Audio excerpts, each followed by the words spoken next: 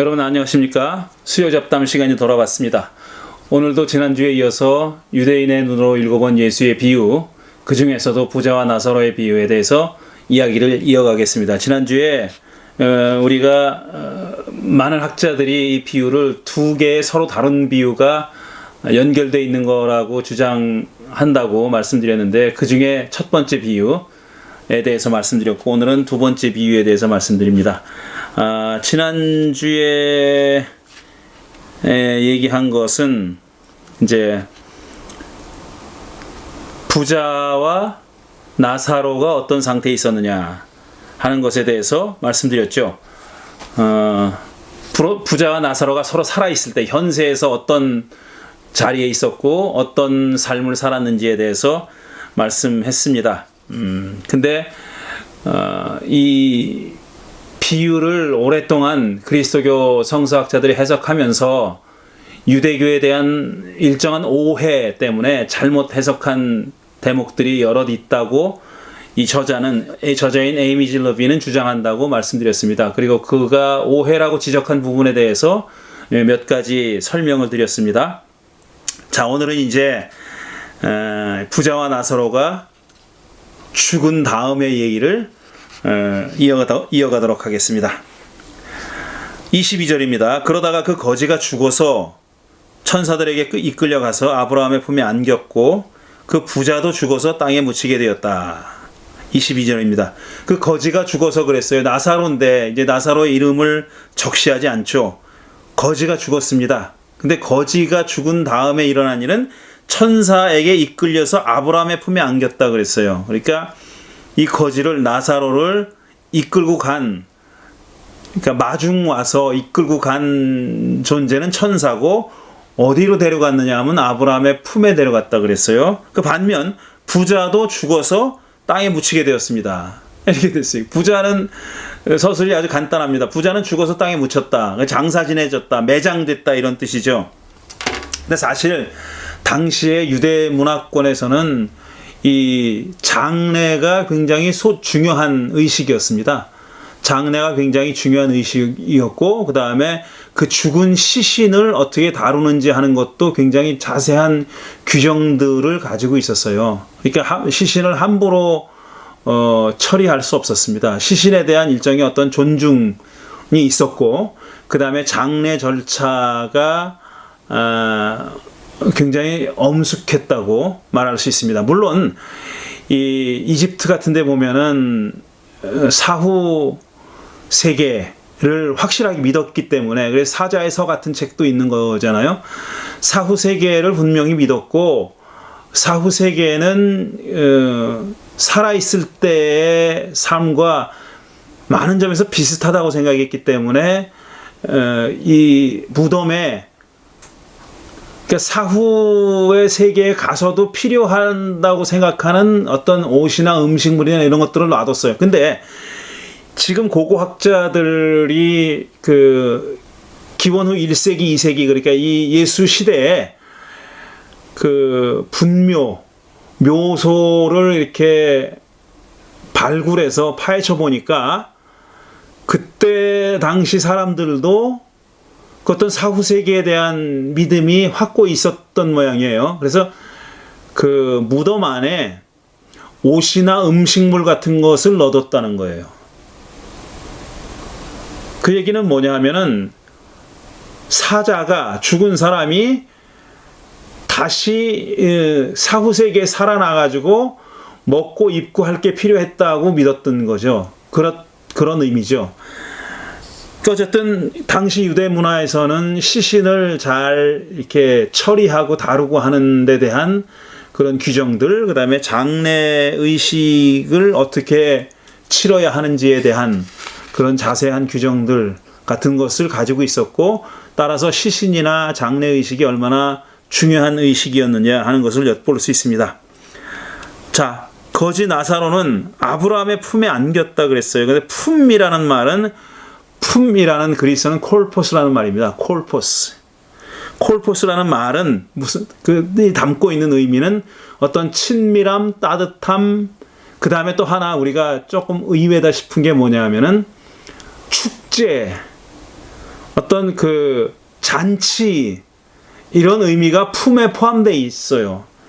이런 사실을 그러니까 품이라고 했을 때 그 말에 담겨 있는 그 의미 중에는 친밀하다는 것은 우리가 충분히 연상할 수 있는 내용이고요. 그 다음에 축제나 잔치 같은 것이 그 안에 포함되어 있다는 사실은 몇 가지의 그 이야기들을 보면은 우리가 짐작할 수 있습니다. 그 중에 이제 요한복음 13장 23절을 보면은 그 제자가 그 제자는 예수의 사랑하는 제자를 가리킵니다. 예수의 사랑하는 제자라고 해서 아주 그 요한복음을 연구하는 사람들에게 있어서는 아주 중요한 주제입니다. The beloved disciple 이라고 그러죠. 사랑받은 제자, 예수의 사랑받은 제자. 이름은 나와 있지 않은데 사랑받은 제자라고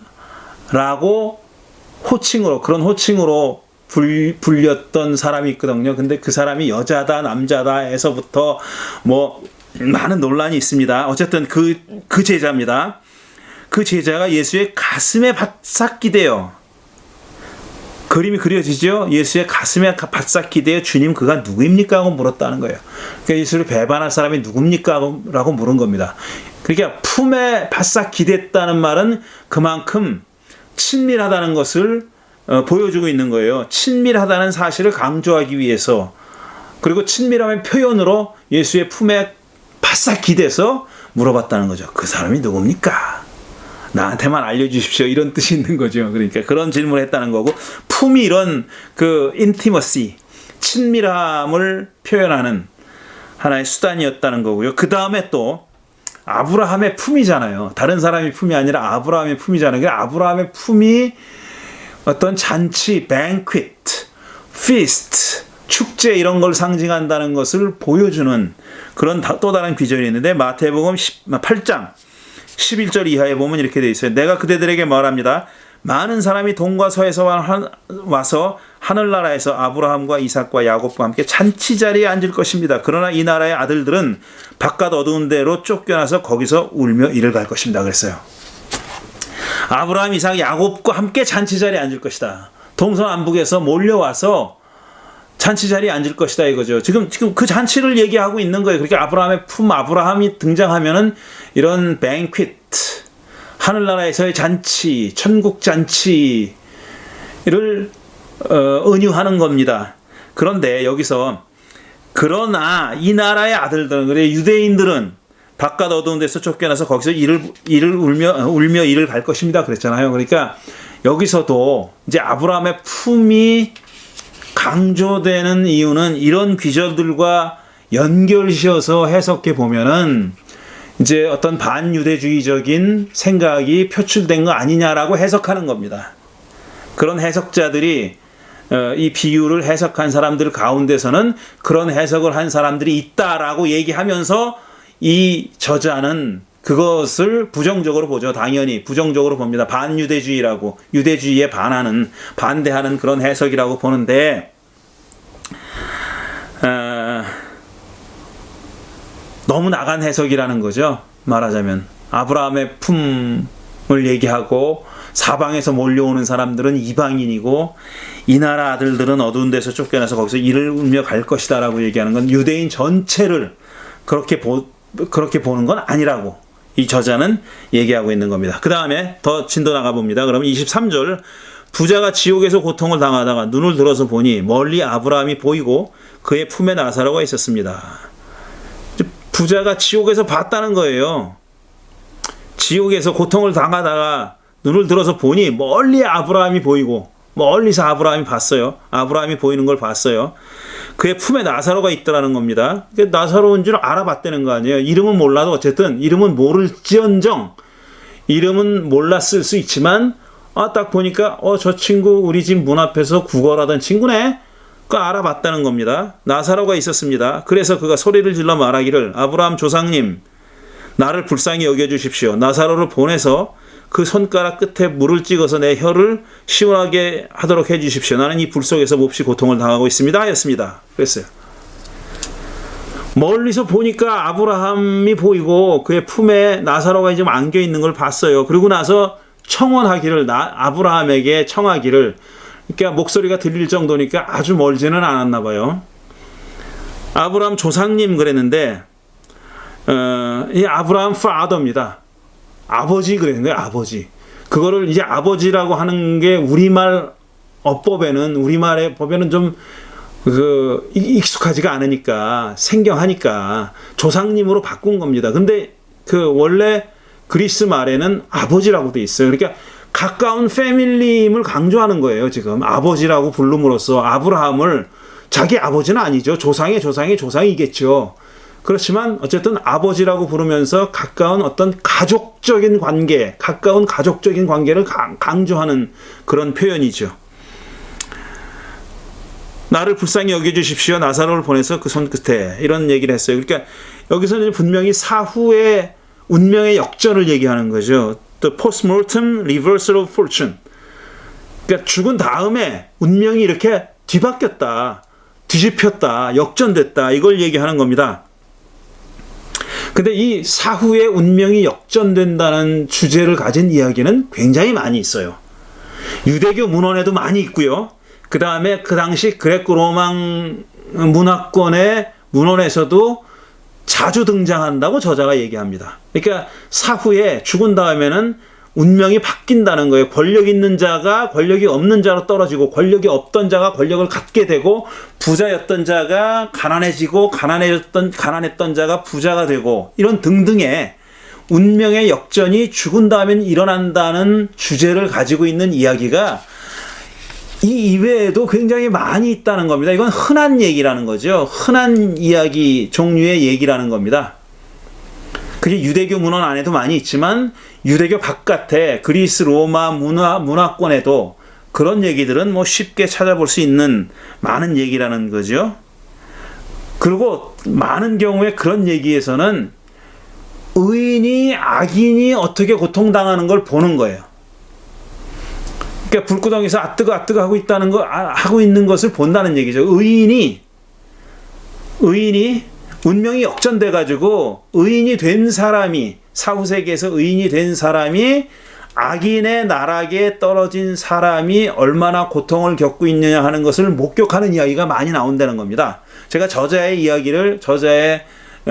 주장을 소개하고 있는 거예요. 그런데 그에 비하면은 이 이야기처럼 악인이 불구덩이 속에서 저 멀리에 의인이 행복을 누리는 것을 바라보는 그 이야기는 많지 않다는 거예요. 그 반대가 많죠. 근데 이 이야기에서는 악인이 의인을 지금 바라보고 있는 겁니다. 부자였다가 지금 불구덩이 속으로 떨어진, 지옥의 불구덩이 속으로 떨어진 부자가, 그 사람이 바로 나사로를, 가난하고 지금 지독하게 지지리도 못 살고 그렇게 고통을 겪다가 사후 세계에서는 아브라함의 품에 안겨서 지금 안식하고 아브라함과 친밀하게 뱅퀴스를 하고 있는, 잔치를 벌이고 있는 나사로를 바라보는 거예요. 그렇게 이야기가 또 역전되고 있다는 얘기입니다. 그런데 이 저자를 비롯해서 에이미 G. 러빈을 비롯해 가지고 많은 이 비유의 해석자들이 궁금하게 여기고 있는 질문, 그건 뭐냐 하면은, 왜, 무엇 때문에, 어떤 미덕이 있어서 나사로는 그렇게 지지리도 고통당하다가 아브라함의 품에 안겼고, 부자는 어떤 악독한 짓을 저질러서 얼마나 나쁜 놈이었기에 불구덩이 속에 빠져가지고 이렇게 물 한 방울이 아쉬워서, 안타까워서 이렇게 살려달라고, 도와달라고 애절하게 지금 구걸하다시피 하고 있느냐 하는 거죠. 그 역전의 이유가 뭔지 하는 것이 이 비유가 말하고자 하는 바라고 생각하고 그걸 찾아내려고 애를 썼다는 겁니다. 많은 해석자들이, 이 비유의 해석자들이 도대체 이들의 운명을 역전시킨 요인은 뭘까? 원인은 뭘까? 라는 주제를, 그 질문에 대한 대답을 찾아내려고 무진 애를 썼다라는 겁니다. 그러나 이 비유에서는 직접적으로 그 이유가 뭔지를 얘기하고 있지 않습니다. 그래서 많은 해석자들이 부와 재물은 그 자체로 악한 것이다. 또 가난, 빈곤이라는 그 자체로 미덕이다. 이렇게 어떤 종교적인, 도덕적인, 윤리적인 어떤 카테고리로 설명하려고 하는 사람들이 많았다는 거죠. 부에 대한 경고, 자발적인 가난에 대한 칭송, 이렇게요. 그러나 분명한 것은 나사로가 자발적으로 가난하게 됐다는 얘기를 이런 방구 찾아볼 수 없어요. 나사로가 자발적으로 청빈한 삶을 살았다는 뜻이 아닙니다. 그는 그냥 가난한 사람이에요. one of the 푸터코이라고요. 가난한 사람 가운데 하나였을 뿐입니다.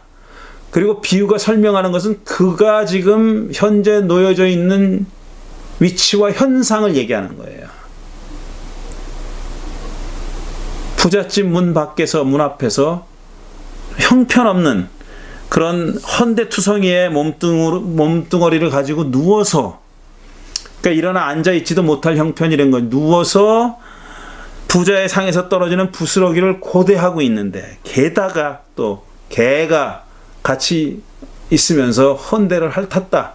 이렇게 비참한 처지에 있었다는 거지. 이건 자발적 가난 청빈과는 거리가 먼 겁니다. 그런데 도대체 부 그 자체로는 악이고 가난 그 자체로는 선이다라는 말을 누가 그거를 동의하겠어요? 그 말에. 그러니까 그것 이외에 다른 어떤 설명을 부과시키려고, 거기다 덧붙이려고 많은 해석자들이 애를 써왔다는 거죠. 그 부의 악함과 가난의 미덕을 말하고 있는 건가? 아니면 쾌락을 추구한 삶에 대한 보응인가? 쾌락을 추구한 삶에 대한 어떤 대가를 지불하려는 건가? 쾌락을 추구했다는 것은 우리가 엿볼 수 있어요. 맨 앞에 자세 곧 고운 배옷 날마다 잔치. 이게 부자가 한 거예요. 부자가 이것만 했겠습니까? 물론 다른 일도 했겠죠. 그러나 이 비유는 부자를 설명하고 규정하는 말로 자세 곧 고운 배옷, 그 다음에 날마다 잔치, 호화롭게 살았던 삶을 얘기하고 있는 거죠. 그러니까 쾌락을 추구한 삶에 대한 어떤 일종의 보응인가?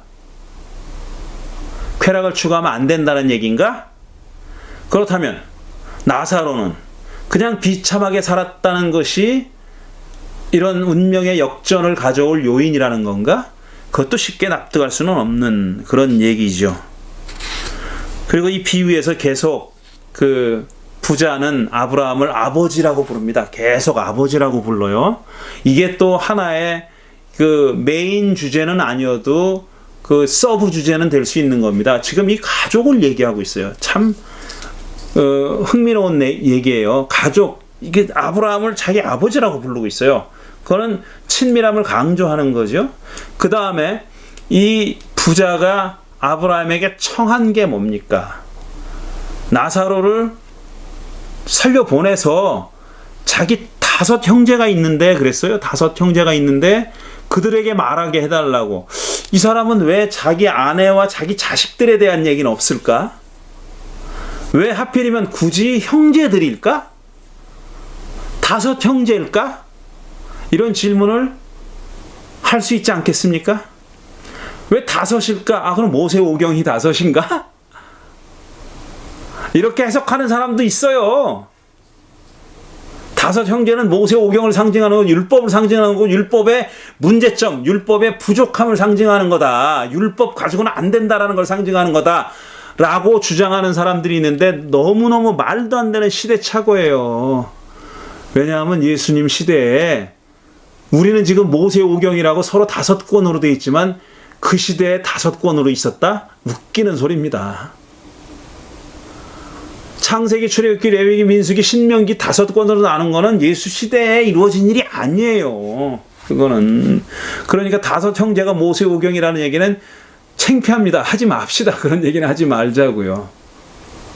근데 그렇게 해석한 사람들이 있었습니다. 그러니까 그런 류의, 그런 종류의 해석을 이 에이미리 질 러빈이 비판하는 겁니다. 이건 뭐 다른 게 아니라 완전히 반유대주의, 유대적인 것은 유다적인 것, 유대교는 무조건 나쁜 것, 유대인은 나쁜 놈이라는 선입견에서 나온 그런 해석들이 다 잘못된 해석들이라고 지적하고 있지 않습니까?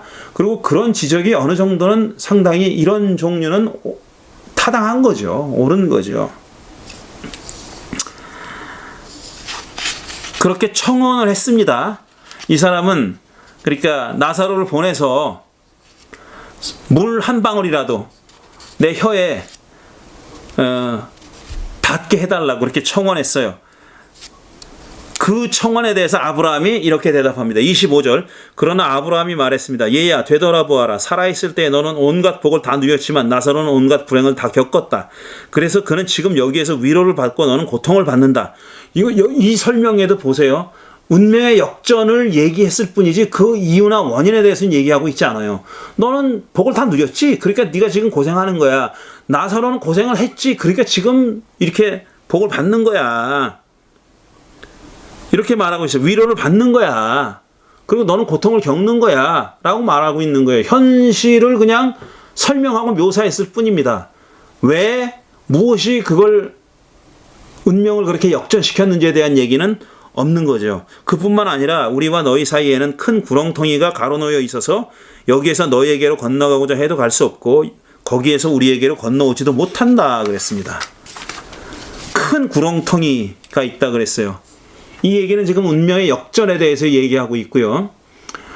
다시 말씀드리지만 그 운명의 역전을 가져온 어떤 이유나 원인에 대한 얘기는 전혀 없습니다.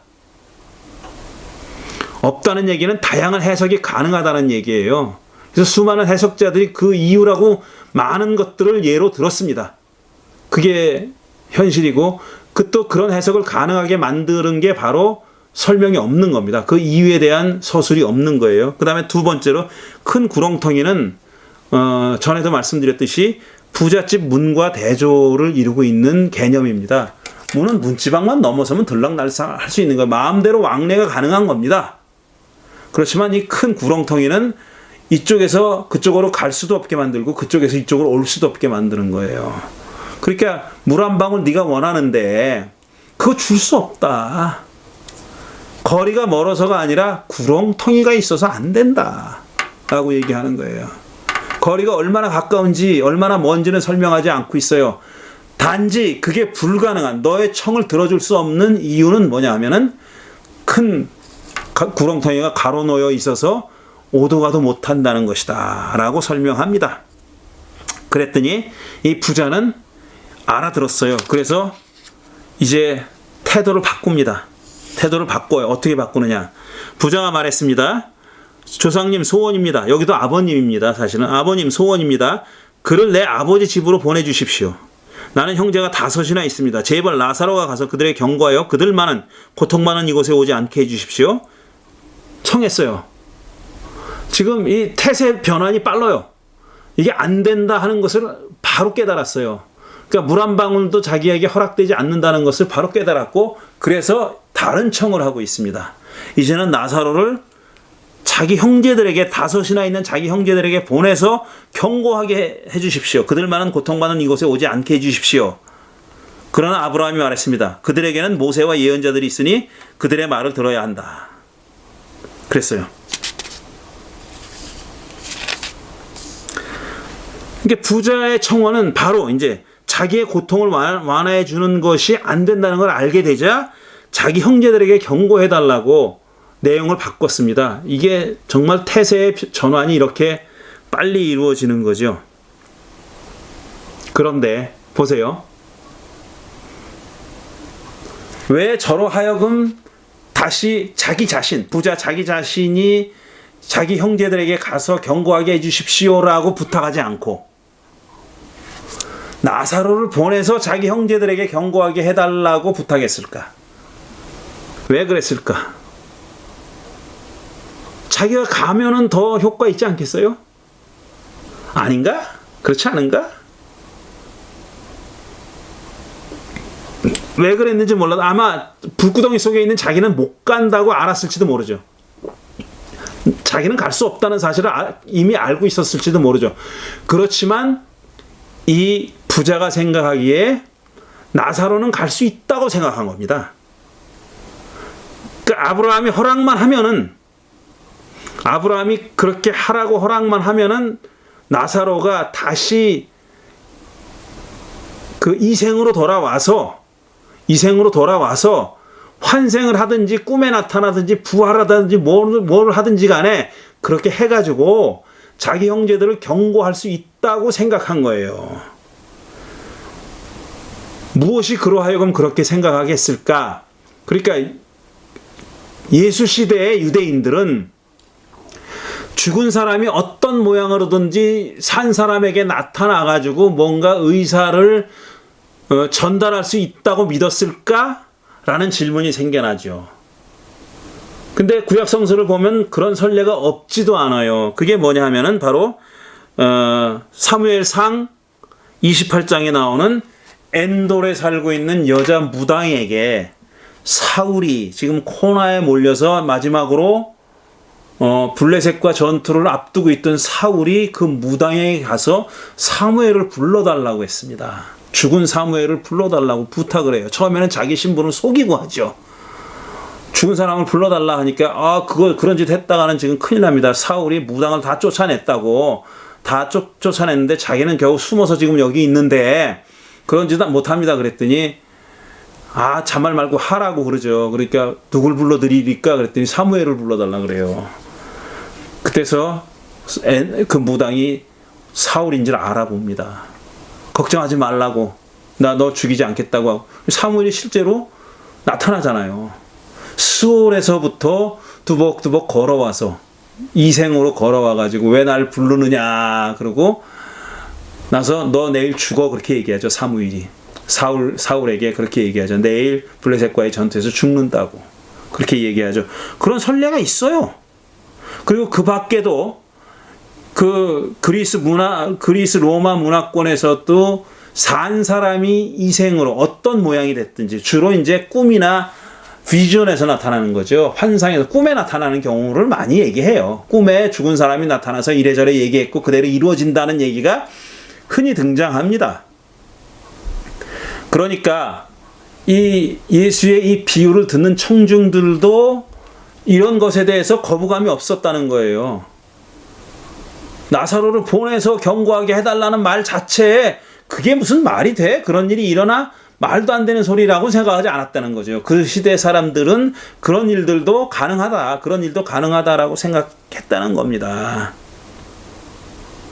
근데 왜 나사로를 보내라고 했을까? 이 저자의 주장은 이겁니다. 부자가 아직도 자기는 높은 자리에 있고 나사로는 종처럼 부려도 되는 위치에 있다고 여긴 게 아니냐라고 그렇게 주장합니다. 글쎄 그런지는 잘 모르겠어요. 딱 100% 동의가 되는 얘기는 아닌데 뭐 나사로는 거지긴 했어도 이렇게 가난한 사람 자기 집 앞에서 구걸하는 사람이긴 했어도 종은 아니잖아요. 종이 아닌데 지가 지 맘대로 뭐 시킬 수 있나요? 근데 어쨌든 종처럼 여겼기 때문에 나사로를 보내라라고 에이미 질러비는 그렇게 해석을 하는데 저는 거기에 대해서는 좀 퀘스천 마크입니다.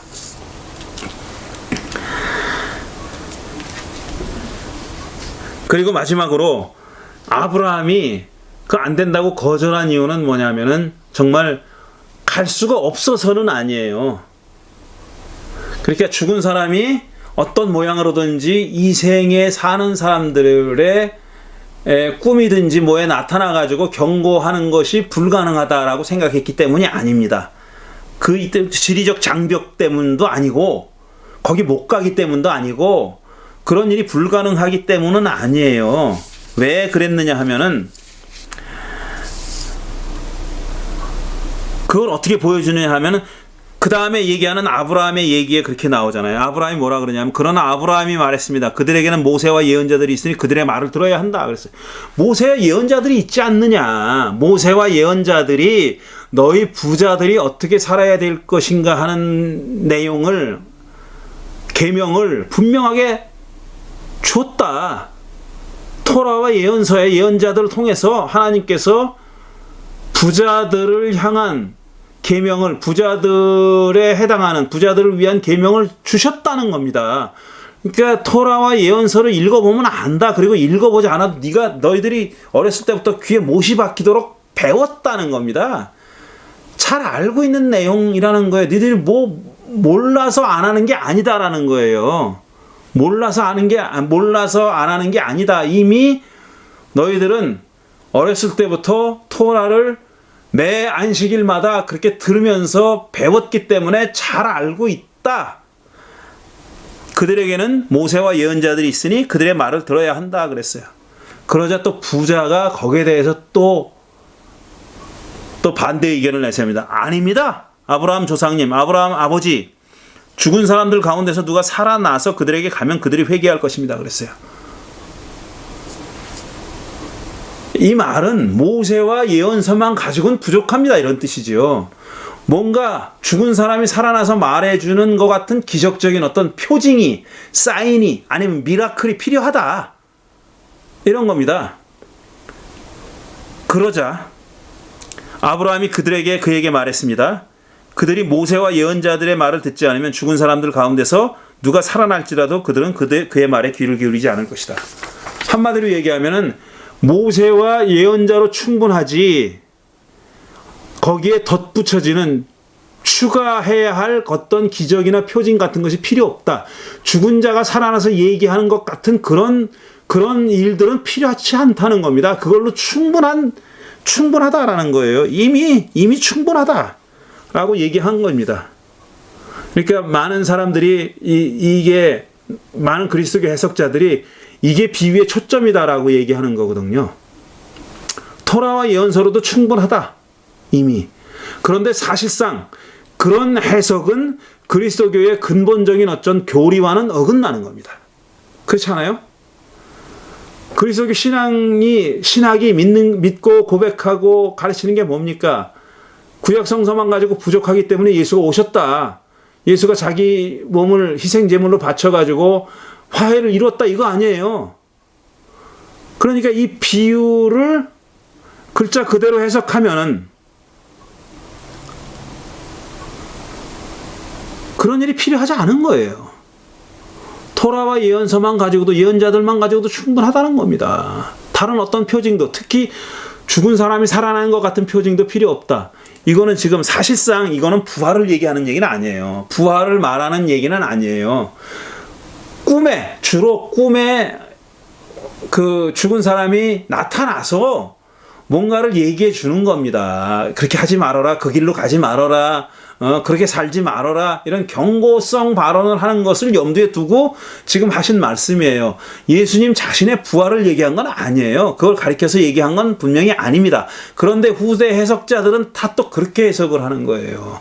그런데 문제는 이게 부활 얘기하는 거다라고 얘기하는데 문제는 그렇게 해석하면 그리스도의 기본적인 가르침에 어긋난다니까요. 부활로도 안 된다는 얘기 아니에요. 그리고 예수님이 뭐라고 얘기했냐면 토라와 예언자만으로도 충분하다. 그렇게 얘기했다는 겁니다. 그러니까 이 에이미 G. 러빈이라는 저자는 그런 식의 그리스도교의 해석은 서로 모순된다. 앞뒤가 안 맞는다라고 얘기하는 거예요. 그걸 자꾸 그리스도론적으로 그리스도교의 구원론에 비추어 가지고 이 비유를 해석하려고 노력하는데 그건 앞뒤가 안 맞는 해석이다라는 얘기입니다. 그렇게 그리스도교적인 교리와 가르침을 여기에 집어넣을 필요가 없다는 거예요. 이것만 가지고도 충분히 부자들에 대해서, 그러니까 지금 비유가 말하고자 하는 이런 부자들에 대한 경고성 메시지는 토라와 예언서만 가지고도 충분하다. 그 이외에 어떤 다른 요소를 부과시킬 필요도 없거니와 그걸 부과시킨다 해도 효력이 없다. 라는 가르침이 이 비유의 얘기라는 거예요. 그리고 에이미 G. 러빈은 뭐라고 얘기해요? 결론적으로 뭐라고 얘기하냐면 그 어떤 계명을 아는 거는 그걸로 충분하지 않다는 거예요. 계명을 아는 걸로 충분하지 않고 중요한 거는 뭐냐면 계명을 행하는 거다. 이 부자가 계명을 알면 뭐하냐. 5 형제들이 지금껏 이생에서 살고 있는 5 형제들한테는 나사로가 없더라도 그 앞에 또 다른 가난한 사람이 눈에 띌 것이고, 그러면 그 가난한 사람들을 향한 토라와 예언서의 가르침을 상기하면 되는 문제지, 그리고 그걸 행하는 게 중요하지.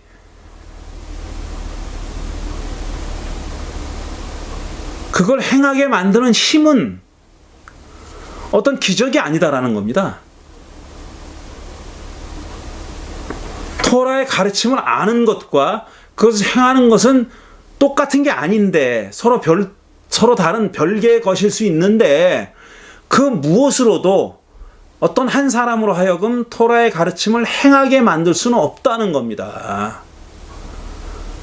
근데 심판의 기준은 뭐냐? 부자가 왜 불구덩이에 떨어져 있느냐 하면은 그 토라의 가르침을 행하지 않았기 때문에, 매일 눈으로 보는 가난한 나사로가 자기 집 문 앞에서 구걸하는 것도 외면했기 때문에, 거기에 눈길을 주지 않고 토라가 부자에게 명령하는 그런 사람들을 향해서 자선의 손을 내밀어라, 행하라, 자선을 행하라는 계명을 지키지 않았기 때문에 그는 지금 불구덩이 속에 들어와 있다 라고 얘기하는 거고, 지금 이 생에 살고 있는 그의 5 형제들도 그런 사람을 보고 도움의 손길을 뻗지 않는 한 똑같은 운명에 빠질 것이고, 그런 사람들에게 어떤 기적적인 표징이 일어나서 죽은 사람이 살아와가지고 그렇게 얘기한다 할지라도 그것이 그로 하여금 계명을 행하게 만드는 그런 역할은 못한다, 그겁니다. 그건 자발적으로 그렇게 하는 수밖에 없다. 어떤 다른 요소가 그로 하여금, 부자들로 하여금 계명을 행하게 만들지는 못한다. 이게 에이미 질 러빈이 얘기하는 이 비유의 가르침입니다. 제가 이 3가지 비유를 에이미 질 러빈이 유대인의 눈으로 읽어본 예수의 비유라고 해가지고 선한 사마리아 사람의 비유, 포도원 주인의 비유, 그 다음에 부자와 나사로의 비유, 3가지 비유에 대해서 얘기했습니다. 근데 선한 사마리아인 비유를 말씀드릴 때는 제가 에이미 질 러빈의 저자의 주장과 해석에 많은 걸 배웠다고 말씀드렸어요. 그리고 저자가 얘기하는 그 비유의 메시지가 옳다, 맞다, 바로 그 메시지를 비유가 가지고 있다라고 제가 수긍하고 동의했습니다. 그 다음에 2번째, 포도원 주인 혹은 품삯의 비유를 얘기할 때는 저는 많은 경우에 저자의 비유에 대한 해석에 동의하지 않는다고 얘기했어요. 그건 저자의 선입견이나 혹은 저자의 정치적인 입장이 강하게 반영되어 있다라고 말씀드렸습니다. 그리고 사실 그 저자의 해석에 제가 동의하지 않는 저의 정치적인 성향 때문이기도 합니다. 그거는. 근데 3번째 비유는 뭐냐면은, 이건 사실상 유대인의 눈으로 읽었다고 해서 크게 어떤 다른 내용, 이 비유를 다른 눈으로 바라보느냐 하면 그건 아닌 겁니다. 그렇지는 않은 겁니다. 다만 저자가 지적하고 있는 것은 이 비유를 오랫동안 해석해온 해석자들 가운데서는 근거 없이 반유대적인 그런 성향을 드러내는 반유대적인 해석을 했던 사람들이 있고, 또 그런 사람들 가운데서는 유대교의 문헌을 인용하되 아주 부분적으로만, 선택적으로만 인용함으로써 마치 그 시대의 유대교가 그런 모습만 가지고 있었다고 오해하게 만드는 그런 견해들도 있다고 얘기하면서 그걸 비판하고 있어요. 그런 비판들은 저는 적절하다고 생각합니다. 그리고 마지막으로 제가 지난번에 말씀드렸지만 에이미 질 러빈에 대해서, 이 사람이 비유를 해석하는 데 대해서 전체적으로 좀 부족한 점은 뭐냐 하면은, 예수 당시에 로마 제국의 식민지 하에 있었던 유대 사회, 또 유대 민중들, 많은 경우에 예수의 청중들은 그런 가난한 사람들이었고, 농부였고, 어부였고, 일용 노동자였고, 이런 사람들이었는데, 그런 사람들이 실제 처해 있던 사회 경제적인 상황, 식민지 상황, 그 다음에 로마 제국이 식민지 사람들은 어떻게 대했는지에 대한 것, 그 다음에 그 제국의 지배 하에서 부분적인 어떤 자율권을 가지고 유대 사회를 지배했던 권력, 정치적 혹은 종교적 권력자들이 유대 민중들을 어떻게 대우했는지, 어떻게 지배하고 착취했는지의 상황, 그 상황에 대한, 역사적 상황에 대한 연구들이 상당히 많이 나와 있는데 그런 연구 결과들을 자기 비유 해석에 거의 반영하고 있지 않다는 사실이 좀 안타깝다고 말씀드렸습니다. 그런 저의 생각은 이 양반의 책을 다 읽고 나서도 바뀌지 않았습니다. 그만큼 그런 부분이 취약합니다. 그러니 우리는 그분이 취약한 점은 그런 대로 우리가 인식을 하고, 이 저자만이 할 수 있는 일, 그가 유대인이기 때문에 그리고 동시에 신약성서학자이기 때문에 저자만이 할 수 있는 일들, 저자만이 가질 수 있는 시각에서 우리가 도움받을 건 도움받고, 그가 부족한 것, 그에게 모자란 것은 다른 사람들의 연구를 또 감안하고 참조하고 활용해서 좀 더 우리가 예수의 삶에 가까이 다가가고 예수의 말씀과 언행의 행동을 좀 더 잘 이해하는 그런 노력이 필요하다고 저는 그렇게 생각합니다. 자, 이제 이것으로 유대인의 눈으로 읽어본 예수의 비유에 대한 얘기는 마치고 다음 주부터는 다시 구약성서 얘기로 돌아가겠습니다. 지금 생각하고 있는 것은 아사셀에 관한 얘기를 하려고 합니다. 아사셀. 뭔지 아시는 분도 계실 텐데 기대해 주십시오. 아사셀에 관한 얘기를 하겠습니다. 아주 묘한 얘기입니다.